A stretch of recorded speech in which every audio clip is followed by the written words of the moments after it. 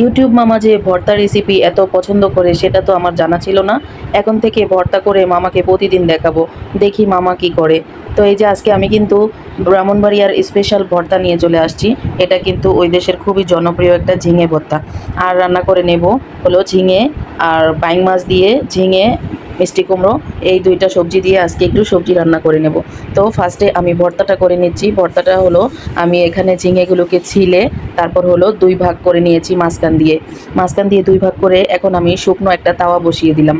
এখন শুকনো তাওয়াতে এটাকে আমি তেল ছাড়া টেলে নেব। তেল ছাড়া টেলে নেওয়ার কারণে এটা কিন্তু খুব সুন্দর ভর্তা ভর্তা গ্রান আসবে। তেল দিয়ে তো আমরা সব ভর্তাই খাই, কিন্তু তেল ছাড়াও যে ভর্তা খাওয়া যায় সেটা কি আপনারা জানেন? তো সেই ভর্তাটাই আজকে আপনাদের সাথে শেয়ার করব বন্ধুরা।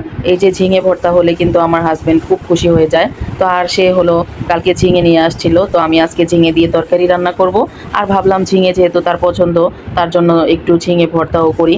তো পুরুষ মানুষের মনের ভিতর ঢুকতে হলে কিন্তু আগে তার পেটের ভিতর ঢুকতে হয়। কি বলো বান্ধবীরা, আমার কথাটা কি ঠিক আছে? আমি মনে করি এটাই ঠিক। পুরুষ মানুষের পেট ঠিক তো দুনিয়া ঠিক। সে ভর্তা সবজি এগুলো খুবই পছন্দ করে। তো এখানে আমি এগুলোকে ভালো করে টেলে তুলে নিয়েছি। আর এখন আমি দিয়ে দিচ্ছি কাঁচামরিচ আর হলো রসুন, পেঁয়াজগুলো একটু বড় করে টুকরো করে দিয়েছি, যেন ভর্তা খাওয়ার সময় পেঁয়াজ আর রসুনটা কামড় পড়ে, দাঁতের নিচে পড়ে আর কি, সেটাই। তো এই যে কাঁচামরিচ পেঁয়াজগুলোকে আমি একটু টেলে নিচ্ছি। তো এখানে সামান্য একটু আমি সরিষার তেল দিয়ে দেবো, যেহেতু আমার সরিষার তেলটা ভর্তায় থাকলে আমার ভালো লাগে। তো এই যে এখানে একটু সরিষার তেল আমি দিয়ে দিচ্ছি অল্প পরিমাণে। এটাকে এখন আমি ভেজে নেব। কাঁচামরিচটা আর পেঁয়াজ রসুনগুলো যেন ভালোভাবে সিদ্ধ হয়ে যায়, তার জন্যই কিন্তু আমার এই সরিষার তেলটা ব্যবহার করা। তো এই যে আমি সুন্দর করে নেড়ে চেড়ে ভেজে ভেজে নিচ্ছি এটাকে। এই যে দেখতেই পাচ্ছ বন্ধুরা। আর এটা ভাজতে ভাজতে কিন্তু পুড়িয়ে ফেলা যাবে না, যেমন আধা সিদ্ধ ওই রকমভাবেই করতে হবে। আর হলো তোমরা যেই দেখবে যে পেঁয়াজের কালার আর কাঁচামরিচের কালারটা চেঞ্জ হয়ে গিয়েছে, তখনই কিন্তু এই পেঁয়াজ মরিচগুলোকে নামিয়ে রাখবে। আমি কিন্তু এই যে ভেজে নেওয়া হয়ে গিয়েছে আমার প্রায়। তো বন্ধুরা, শুরুতেই বলে দিচ্ছি, যারা একটা লাইক দিতে ভুলে গিয়েছো, প্লিজ একটি লাইক দিয়ে ভিডিওটি কন্টিনিউ করো। তোমাদের একটি লাইক আমার ভিডিওটিকে অনেক দূর নিয়ে যাবে। আর ভিডিওটি ভালো লাগলে তোমার মূল্যবান বক্তব্য কমেন্টস বক্সে অবশ্যই রেখে যাবা। তোমাদের একটি সুন্দর কমেন্টস আমাকে পরবর্তী কন্টেন্ট তৈরি করতে সাহায্য করবে। তো এই যে আমার এগুলো ভাজা হয়ে গিয়েছে, এখন আমি নামিয়ে এক পাশে রেখে দেবো। আর এরকম ভর্তা যদি তোমরা দেখতে চাও অথেন্টিক গ্রামীণ স্বাদে, তাহলে কিন্তু আমার চ্যানেলটা সাবস্ক্রাইব করে পাশে থাকা বেল আইকনটা অন করে দিতে পারো। আমি কিন্তু এরকম মজার মজার রেসিপি গ্রামীণ স্বাদে তোমাদের জন্য দিয়ে থাকি। তোমরা যারা আজকে নতুন আছো, প্লিজ আমার চ্যানেলটা সাবস্ক্রাইব করে পাশে থাকা বেল আইকনটা অন করে দিবা। তো এই যে আমার এগুলো ভাজা হয়ে গিয়েছে, এখন আমি নামিয়ে নিচ্ছি। আর এক পাশে আমি এখন ভাত বসিয়ে দেব, যেহেতু আজকে রাইস কুকারে অনেকগুলো ভাত রয়ে গিয়েছে, ভাত খাওয়া হয়নি। তো তার জন্য আমি ভাতগুলো তুলে রেখে দিচ্ছি। রেখে তারপর আমি হলো আজকে চুলায় ভাত রান্না করব। এদিকে আমি ছোট মিনি রাইস কুকারে আমি পানি বসিয়ে দিয়েছি, গরম পানি। সেই গরম পানিটাকে দিয়ে আমি এখানে ভাত বসিয়ে দেব। এই যে দেখতে পাচ্ছ, আমি কিন্তু এখানে হাজব্যান্ডের জন্য একদম অল্প পরিমাণে ভাত বসিয়ে দিয়েছি। আর এখন আমি চলে আসলাম ভর্তা বানাতে।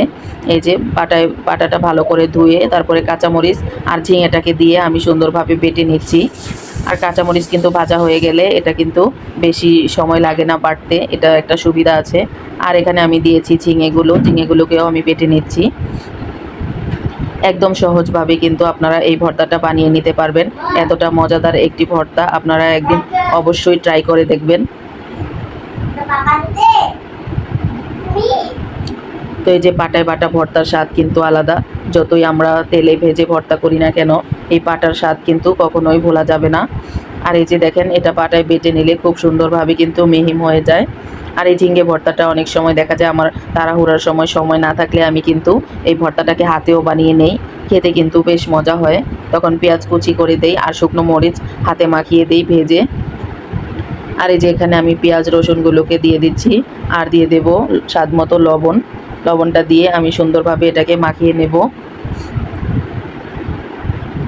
এই যে হালকা কোনো রকমভাবে আমি শুধু একটু করতেছি, কারণ বেশি মানে পেঁয়াজটা মিশ হয়ে গেলে কিন্তু মানে খাওয়ার মজা থাকে না। আমার কাছে এরকম আধা বাটা পেঁয়াজ থাকলে খেতে খুব ভালো লাগে। তো এই যে আমার ভর্তা বাটাটা কিন্তু হয়ে গিয়েছে। আর এখন আমি এখানে কিছু ধনিয়া পাতা দিব। যে বড় ধনিয়া পাতা আছে সেগুলো কিন্তু আমার হাজব্যান্ড এনে রাখে ভর্তা খাওয়ার জন্য। বলে যে এটা তরকারিতে ইউজ করবা না, শুধু ভর্তা বানিয়ে দিবা। এত ভর্তা বানাই, ভর্তার ভিডিও কিন্তু করা হয় না। তো এখন যেহেতু দেখছি ইউটিউব মামা হলো এই ভর্তার ভিডিও খুব পছন্দ করে, তার জন্য আমি এখন থেকে ভর্তার ভিডিও করে রাখবো। তো এই যে ধনিয়া পাতাটা আমার এখানে বাটা হয়ে গিয়েছে। এখন আমি সবটুকু ভর্তা আবার একটু মিক্স করে নেব।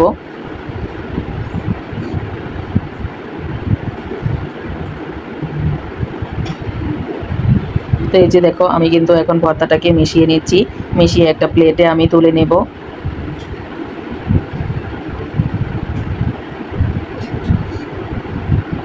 জীবনে কোনো কাজই সহজ না, সব কাজই কষ্ট করে করতে হয়।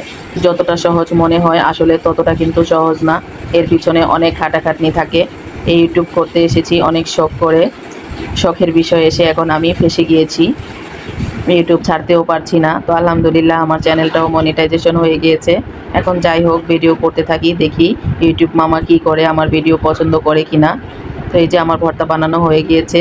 এরকম ভর্তা গরম ভাতের সাথে থাকলে কিন্তু সত্যি আর কিছুই লাগে না। তো এই যে ভর্তা বানানো শেষ হয়ে গিয়েছে, এখন আমি রান্নার চুলায় চলে আসলাম। যেহেতু শুধু ভর্তা বানিয়েছি সেটাতেও তো আর হবে না।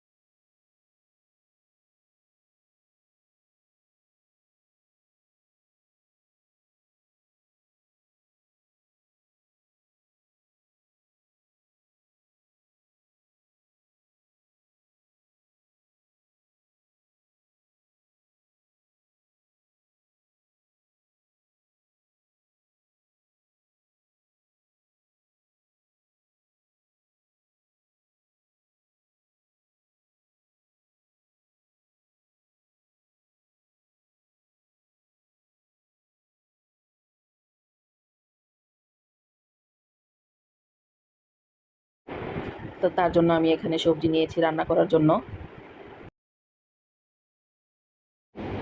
তো এই যে আমি চুলায় চলে আসলাম, হাঁড়ি বসিয়ে দিয়েছি।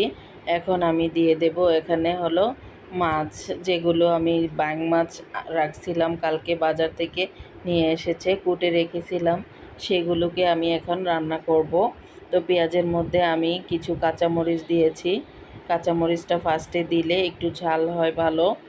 আর এখানে দিয়ে দিলাম স্বাদ মতো লবণ, আর হলো হলুদের গুঁড়ো, ধনিয়ার গুঁড়ো, আর দিব স্বাদ মতো মরিচের গুঁড়ো। তো যেহেতু কাঁচামরিচ দিয়েছি এখানে আমি ঝাল মরিচের গুঁড়োটা একটু কমই দেব। তো এই যে আমি এখন নেড়ে চেড়ে দিচ্ছি। এভাবে তেলের মধ্যে মশলা দিলে কিন্তু তরকারিতে ভালো গ্রান হয়। তো এই যে আমার কেটে রাখা মাছগুলো আমি এখানে দিয়ে দিচ্ছি। ভালো করে এগুলোকে আমি ক্লিন করে রেখে দিয়েছিলাম। তো এখন আমি নেড়ে চেড়ে এখানে একটু পানি দিয়ে দিচ্ছি।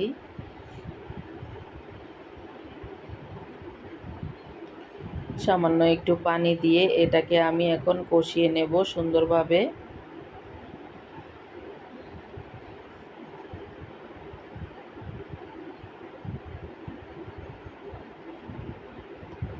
তো বন্ধুরা, যারা একটা লাইক দিতে ভুলে গিয়েছো প্লিজ একটি লাইক দিয়ে আমার ভিডিওটি কন্টিনিউ করো। তো এই যে আমি এখন ঢাকনা দিয়ে ঢেকে দেব। আর এখানে আমি মাছগুলো কষানো হয়ে গিয়েছে। তো আমি কিন্তু সবজিটা দিয়ে দিয়েছিলাম অফ ক্যামেরায়। তো সবজিটা দিয়ে আমি এখানে রান্না করে নিয়েছি। একদম সুন্দরভাবে রান্না হয়ে গিয়েছে। আর উপর থেকে এখানে একটু ধনিয়া পাতা ছিটিয়ে দিচ্ছি সুঘ্রাণের জন্য। তো এই যে আমার রান্নাটা কিন্তু একদম কমপ্লিট হয়ে গিয়েছে। তো সামান্য একটু এখানে আমি ঝোল ব্যবহার করব, কারণ ঝোলটা একটু কম কম মনে হচ্ছে। যেহেতু বাচ্চা কাচ্চা আছে, ওরা কিন্তু সবজি থেকে ঝোলটা একটু বেশি খেতে চায়। তো আমার রান্নাগুলো কেমন লাগলো আপনাদের কাছে? যদি ভালো লেগে থাকে প্লিজ লাইক কমেন্ট শেয়ার করতে ভুল করবেন না। নতুনরা সবাই সাবস্ক্রাইব করে পাশেই থাকবেন। সে পর্যন্ত আল্লাহ হাফেজ।